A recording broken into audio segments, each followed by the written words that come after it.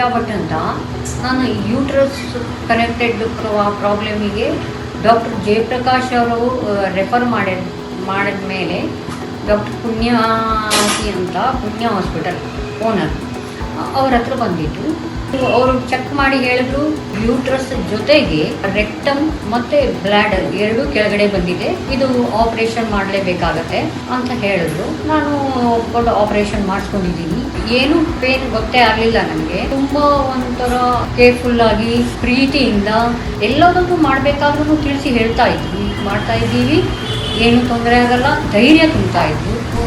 Doctor Nagaraj ಅವರು daily ರೌಂಡ್ಸಿಗೆ ಬಂದು ಎರಡೆರಡು ಟೈಮು ಅವರು ತುಂಬ ಪ್ರೀತಿಯಿಂದ ಕಾಳಜಿಯಿಂದ ಎಲ್ಲ ತಿಳಿಸಿ ಹೇಳ್ತಾ ನೋಡ್ಕೊಳ್ತಾ ಇದ್ರು. ಅವರೆಲ್ಲ ಡಾಕ್ಟರ್ಸನ್ನು ವಿಸಿಟ್ ಮಾಡಿ ಎಲ್ಲ ವಿಚಾರಿಸ್ಕೊಳ್ತಾ ಇದ್ರು. ತುಂಬ ಕೇರ್ಫುಲ್ಲಾಗಿ ನೋಡ್ಕೊಳ್ತಾರೆ. ಇಲ್ಲಿಯ ಸ್ಟಾಫ್ ಅಡೆಕ್ವೇಟ್ ಸ್ಟಾಫ್ ಇದ್ದಾರೆ, ಅವರು ತುಂಬ ಕಾಳಜಿಯಿಂದ ಪ್ರೀತಿಯಿಂದ ನೋಡ್ಕೊಳ್ತಾರೆ. ತುಂಬ ಚೆನ್ನಾಗಿದೆ ಹಾಸ್ಪಿಟಲು. ನಿಮ್ಗೆ ಯಾರಿಗಾರು ಪ್ರಾಬ್ಲಮ್ ಇದ್ದವರು ಹಾಸ್ಪಿಟಲಲ್ಲಿ ಬನ್ನಿ.